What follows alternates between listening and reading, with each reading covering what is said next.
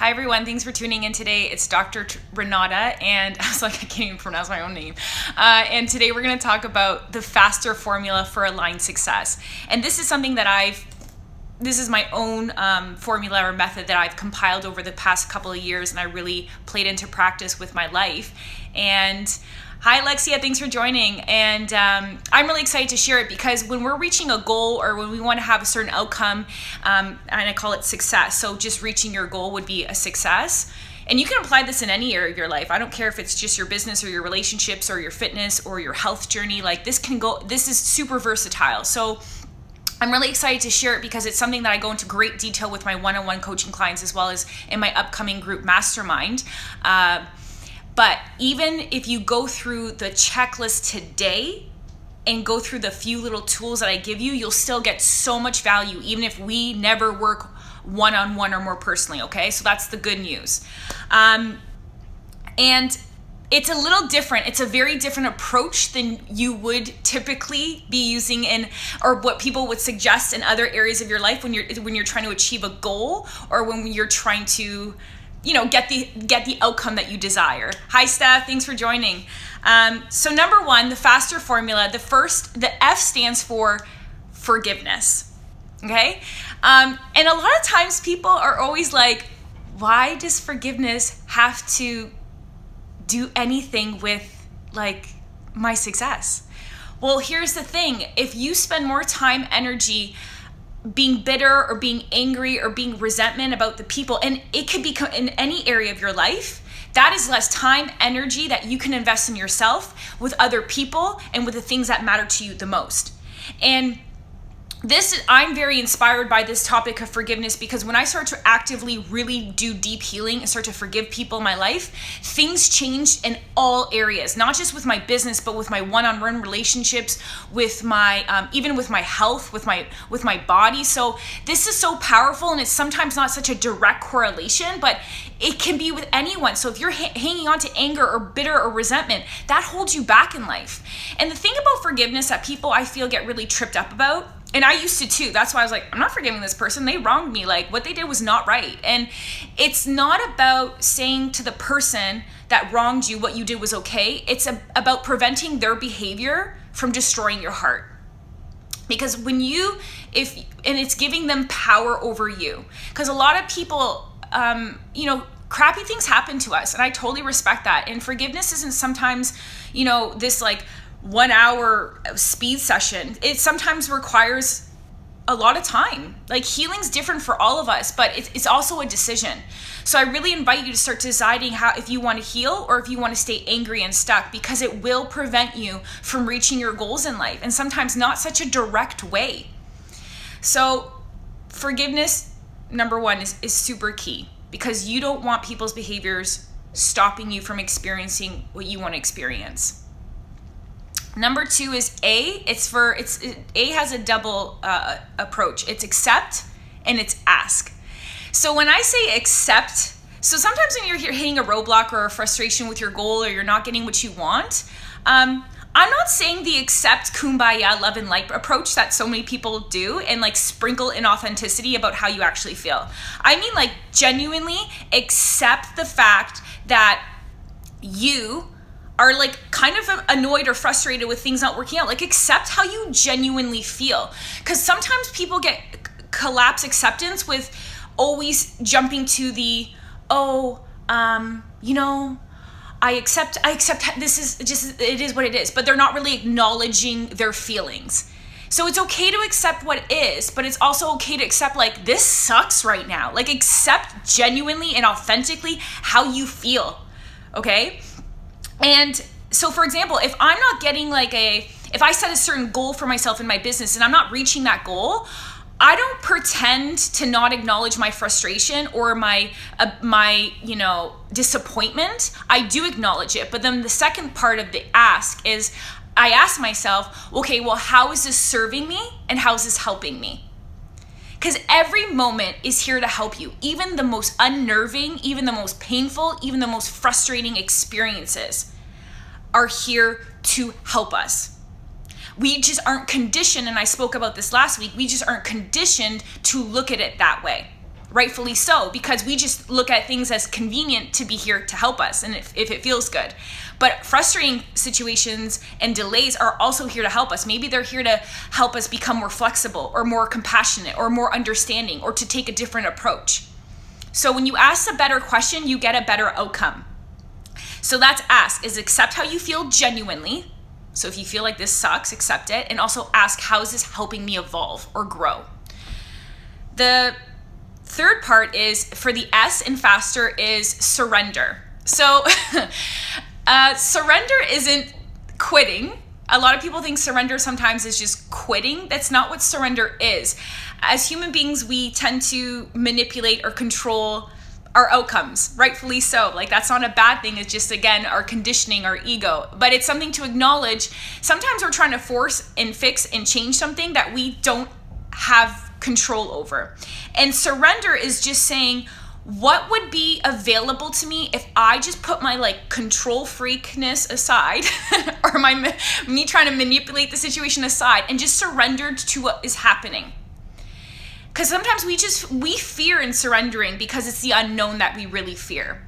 So when you're faced with a situation, you're not getting what you want, ask yourself, okay, if I surrendered and if I just let things play out or just like sit in this discomfort, instead of trying to manipulate or resist or control, what would be available to me? If I just let go, what would I get to experience in my life?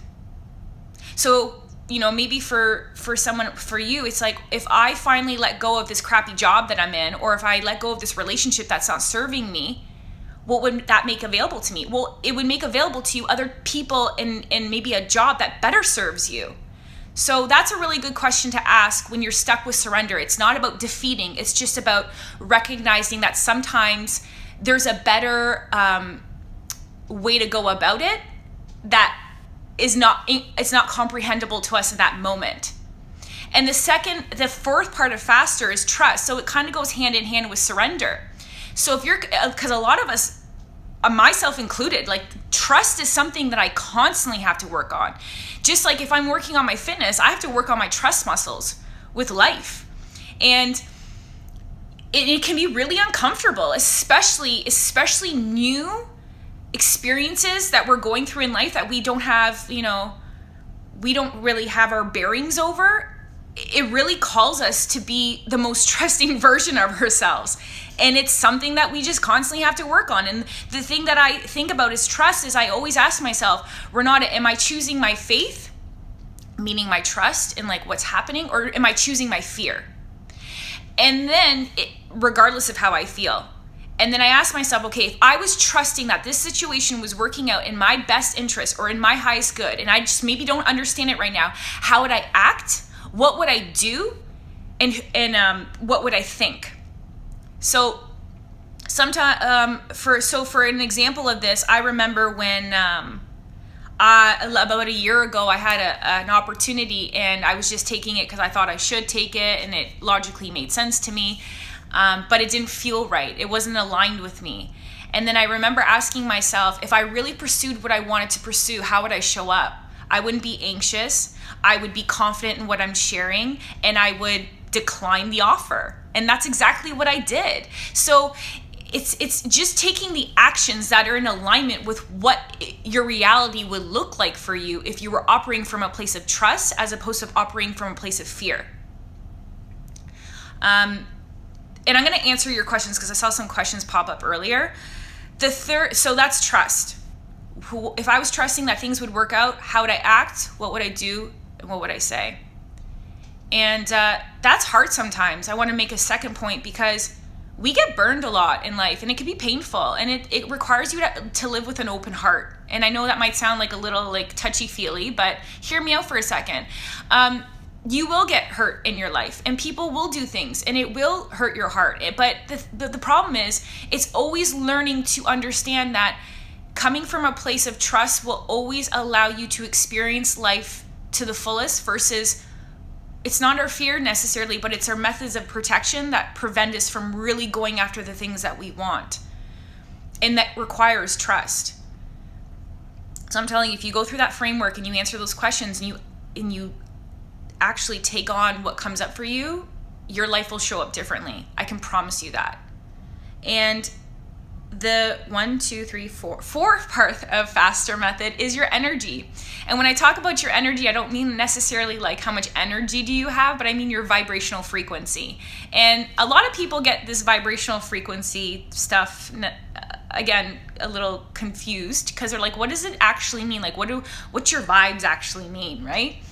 And I think the easiest thing to think of this, so if you want to reach a certain goal, or you want to have a certain outcome, or you want to experience a certain thing and you're not getting there yet, you got to ask yourself, like, what's my energy like right now? Am I operating from anger? Am I operating from control? Am I being attached? Well, guess what? You're putting out a certain frequency, and that's going to match. You're just going to keep reinforcing your outcome. So when you want to think of your energetic frequency, you want to think of, okay, if I reach this goal, or if I have this outcome that I'm building towards, how do I imagine myself feeling when I reach that outcome? So for me, I'm like, I want to speak internationally around the world. Like, I want to have these online programs. I want to do all these things with my business, right? I have a message here. I want to make this impact. And I envision myself, okay, Renata, if you're walking on stage, instead of being like, oh my God, how's this going to work out? I don't know I can't see that. I don't know the steps. I don't know all the how-tos. I think about, like, what feeling is that going to help me feel? First of all, I feel alive. Like, that's the feeling I feel. I feel alive. I feel empowered. I feel it's fun for me. And then I embody that emotion. Because the thing is, people only get caught up in the visualization part, but you have to bring up the emotion, because when you have the thought and you visualize the outcome you want, and then you step into the feeling, you step into the emotion, that creates the feeling, which is the energetic vibrational frequency you send out to the universe, and the universe goes, okay, I'll match that for you. I hope that makes sense. So it's not just thinking what you want, but you have to really tap into that feeling. So that's why visualization is so important, because when you start to think about what that would feel like and then generate that emotion authentically, because without emotion, your vibrational frequency won't change. So you actually have to really feel that emotion. So I literally, most days, will spend time, especially when I'm like crapping my pants or things aren't going out the way that I want, because like it's not the plan that I expected. I go back and I'm like, okay, Renata, go back to your outcome, go back to your dream, like vision that you have for yourself, and tap into that emotional frequency. And then you start to tap into that emotion, and then you start to put out this frequency. Because if I'm walking around all worried and stuff, right? So if I'm like, oh my God, I'm not going to get the thing I want, that emotion that I'm living in is fear. So guess what? Like, do you think people are going to be like, hey, I really want to work with you, Renata. You seem like such a vibrant person. Like, think about people that you really gravitate towards. It's because their vibration, there's something about their vibration that you really, that either a vibration that you want to attain or that's aligned with you. So you wouldn't want to be watching someone speak if they're fearful, if they're pissed off, or they're angry necessarily all the time. So if I'm not responsible with my energetic frequency, that's going to affect my opportunities. I even do this with my Instagram. I monitor actually how my engagement does week by week, and I reflect back. I'm like, oh, my engagement wasn't that great this week, or my growth wasn't that great this week. And I don't use it because I'm just like, oh, I need all these followers. I look at it because I'm like, oh yeah, because I was like really anxious this week, and shocking that my engagement's low. And oh, this week I was really like in a good mood, and I was excited, and I was like empowered, and I was confident, and I was having fun in my life. It's no joke that my engagement is significantly different. So it does actually really affect every single aspect of our life, this vibrational frequency. But we just think we have to think positive thoughts. No, you have to genuinely generate the emotion. And it can be really tough when you're anxious. So I know I'm spending a lot of time on this frequency one, but I want people to get that very, very clear, because people are wondering why they're not attracting what they're attracting, and they think that it's just because the technique is maybe a little off. So when you're feeling crummy, you have to reflect, how am I going to feel when I get the outcome? And you have to generate that emotion. And if you got to spend more time doing that, then, or if a preface to that I talk a lot about with my clients is, sometimes we're in such an anxious state, myself included, like, I don't know, it's something in the moon, I'm going to talk about the vibrational frequency, Alexia. That's a great question. Getting out of it. So sometimes I'm just too, like, my anxiety the past couple of weeks have been like out of control. I don't know why. I don't want to like blame the universe, right? But I sometimes can't sit there and visualize, and, you know, it feels inauthentic to me. And so then if I'm really too anxious, I usually talk to somebody. Like, sometimes I just got to get out of my own way, and I got to talk to someone to knock some sense into my head. And I'm not in this space that I can do that or generate that on my own. So first I talk with someone to get out, like, why am I feeling this way? Like, what are my fears? Either that's with my coach, or if it's with a trusted friend or a family member. So I talk, I'm very authentic, and I share. And then lastly, I'll go work out, and I do some movement at practice. Because when I'm sitting and ruminating, or if I'm I get neurotic sometimes, where like I'll just try to put in more work, and I'm like do. That doesn't necessarily help. I have to say to myself, okay, I'm more in like a masculine energy. I need to be more in a feminine energy, maybe acknowledge my emotions. And to me, that's challenging. And because if we don't acknowledge the anxiety or the fear or whatever we're authentically feeling, instead of judging it, like, I shouldn't be feeling anxious. No, like, your feelings are just reactions. Like, if you're stimulated with something, you're going to generate a feeling. So, like, don't make yourself wrong. It's just because there's a thought that you had that generated some emotion. So it's not right or wrong, and you're not a bad person. And it's not about, I should know better. It's like, no, just recognize I'm feeling this way. Why am I feeling this way? Where is this coming from?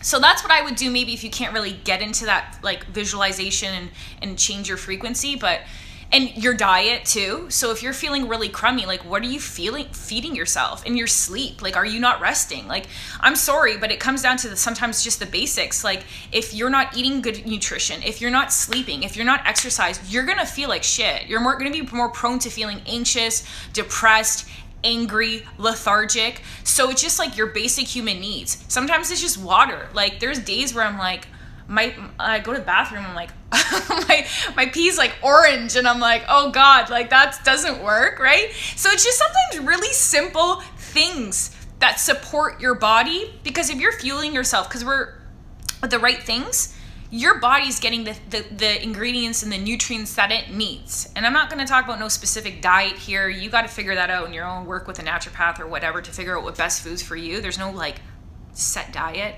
I think it changes depending on your needs. But those things I make sure are in line. And if I'm not sleeping well, again, my anxiety will be out of control. And sure, yeah, I do personally believe in like what happens like with the planets and like the energy and what's going on in certain themes in the moon. There was a solar supermoon. However, I still am like responsible for what other things am I doing in my life. I'm not just gonna like blame the moon, because that comes to the last point for the F.A.S.T.E.R alignment method is responsibility. So I believe everything, this again is my belief system, so it's not necessarily what is truth, right? This is just what's true for me. Sometimes I know people believe in this thing of karma and like soul contracts, and we come here and we experience things because I don't think everything is sometimes necessarily because of the thing that you did 5 years ago, and now this situation is happening to you, and now it's your karma coming back at you. No, sometimes like, because we all still have free will. So sometimes you'll just be in the line of fire of someone's like shitty human choice. Like, and you know, we're humans and we're prone to making mistakes and not always doing the right thing. But when I say responsibility, sometimes really crappy things are going to happen to you. Like, I mean, like really frustrating, annoying things. And it's not so much about saying, well, you created it necessarily. It's hold on for a second. It's more being responsible with how you're going to respond. So I'll give you a couple examples, especially I'm going to just use business. Cause like I've had contracts with people that I'm just like, that go all sorts of wrong. Like they go all sorts of wrong, and I hire them out for certain work, and instead of getting angry, so forgiveness, I'm like, okay, I forgive them. Like, it is what it is. And I ask, how is this helping me serve me? So moving forward, when this happens again, when I create another contract, I now know what questions I need to ask so this doesn't happen to me again. Instead of blaming someone and spending 16 freaking hours bitching and complaining why they did what they did. Yeah, I'll probably complain about it for 30 minutes. Okay, because I'm acknowledging how I feel and I'm accepting authentically how I feel. But then I'm like, okay, I need to forgive this person because, humans are humans. I also need to be responsible. How am I going to respond moving forward? And what am I going to do? Because I can spend 16 hours complaining about it, but that's not really moving me forward. And it doesn't change what happened.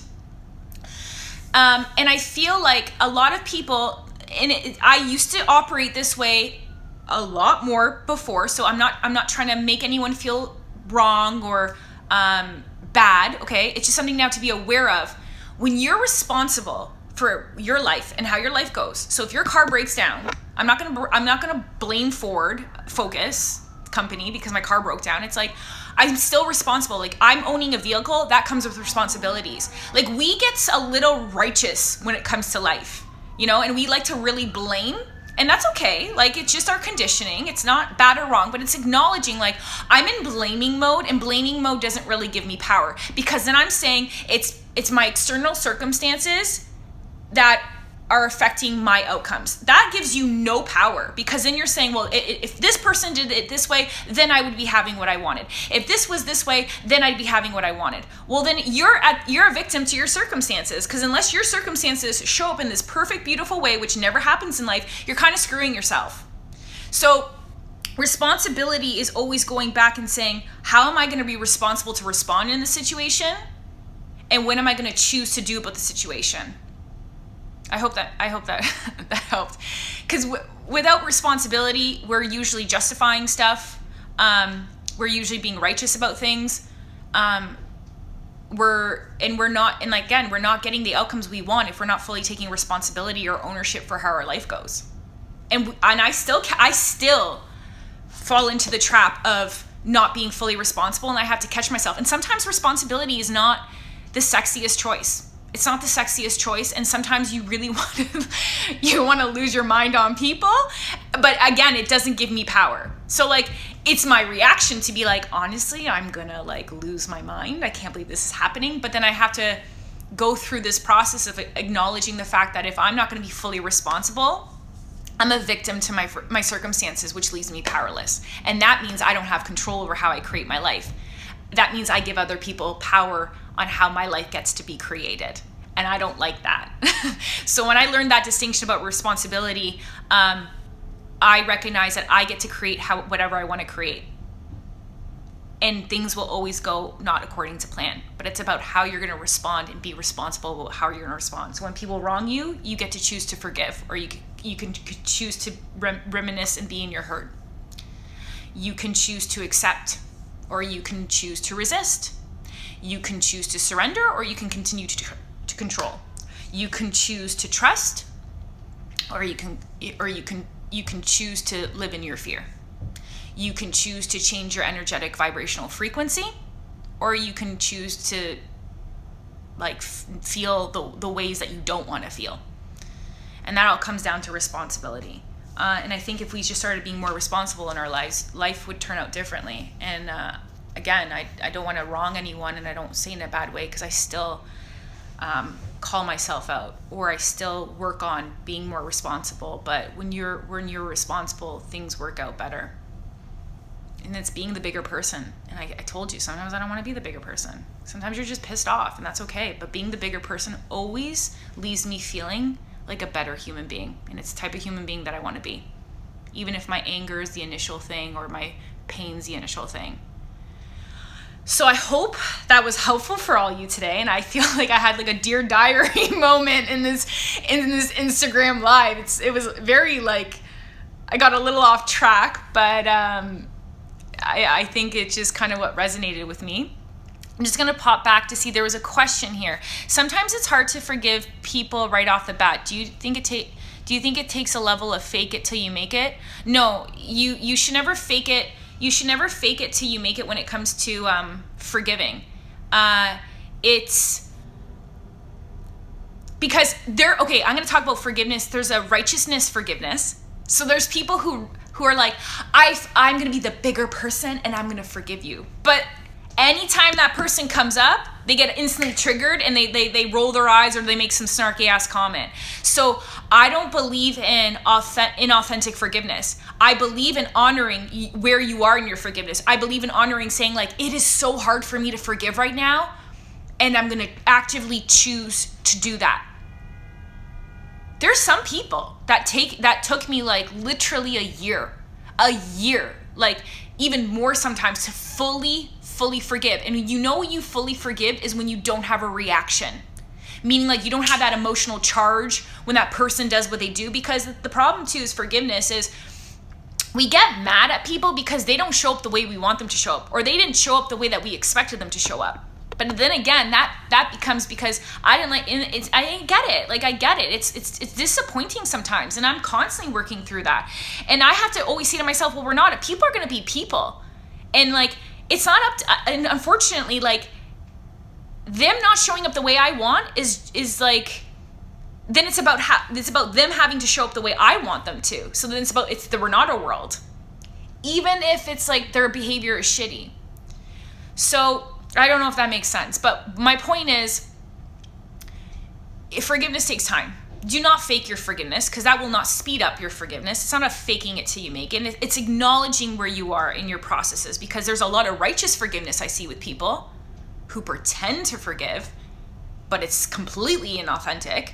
That's not going to change your vibrational frequency, right? And that's still good. It's not going to prevent you. You're going to walk around still being skeptical about people. So I think it's just a decision to choose you want to forgive and start healing, instead of choosing to stay hurt and pissed off and bitter and resentful. And again, it comes in waves. Like I said, there was a person recently that it took me about like a year to fully forgive. And when they would do something, I would get triggered. I'm like, oh, okay, that's where I'm at right now. Still got to do some forgiveness. Still got it, like, because then I had to recognize like, oh, I'm expecting someone to show up the way that the way that they are not capable of showing up.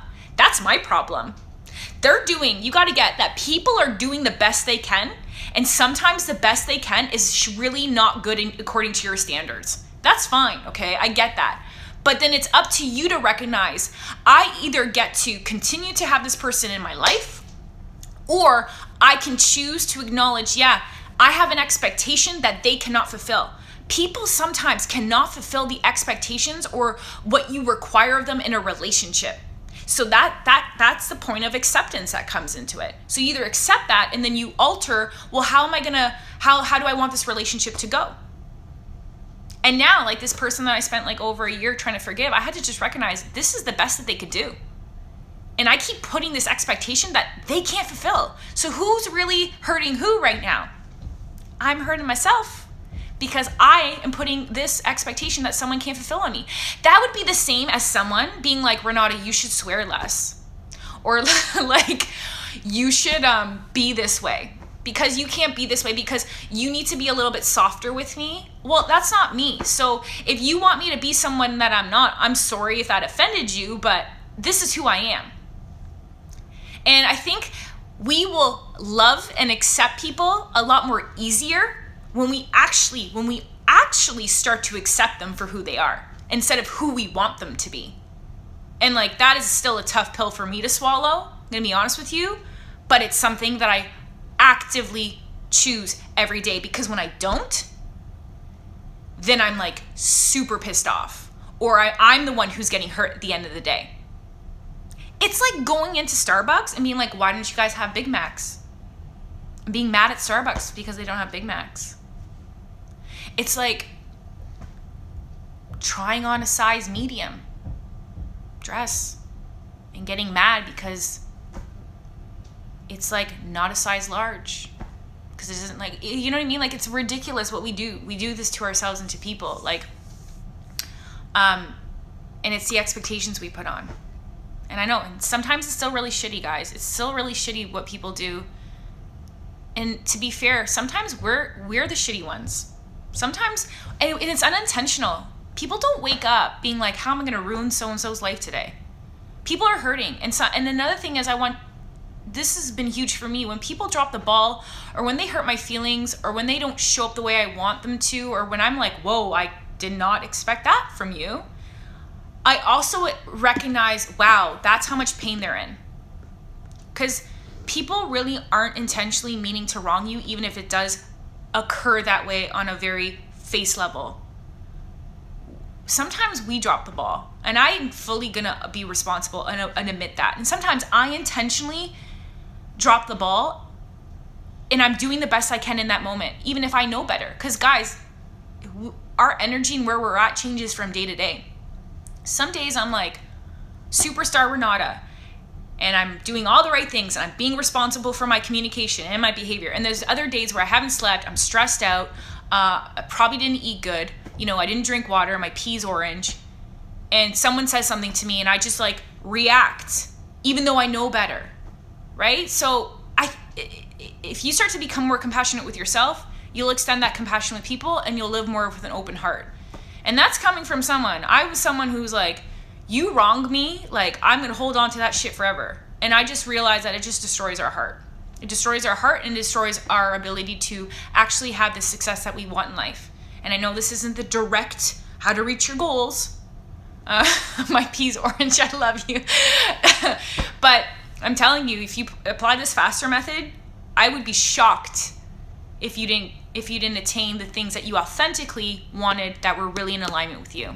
I would be shocked. I really would. So remember, everyone's doing the best they can. And sometimes that's pretty crappy, but if you come with an open heart, that means when you kind of drop the ball, it's like you get what you kind of put out there, right? So I hope, if you guys have any more questions, I think there was a question here. Always get into expectations with people. Yes, expectations are the reason why we get pissed off. And it's hard. I get it. It's hard. But again, F.A.S.T.E.R method, forgive. Do you need to forgive yourself or someone? Ask and accept. So accept genuinely how you feel, and then ask, how's this helping me? How's this serving me? S is surrender. So if I were to let go, what would be available to me? Trust. If I was trusting right now, if I was choosing my faith over my fear, how would I act, do, what would I think, and how would I be? E is for your energy, so your vibrational frequency. Am I in alignment with my thoughts and my emotions that create the feeling? And then the last one's R is, how am I being responsible in this moment? So thank you everyone for joining me today. Today's was a lot of fun. It was very not structured and perfect, but it was great, and I really loved all your questions. And I will see you next Friday, and thank you for joining in. And I think I'm gonna create a downloadable document for this that you can download, so I'll put that in my stories when it's ready, so you don't have to scramble down making notes, but I'm gonna create a checklist for you so you can download and print that off, and I'll release it as soon as it's done. Okay, bye everyone.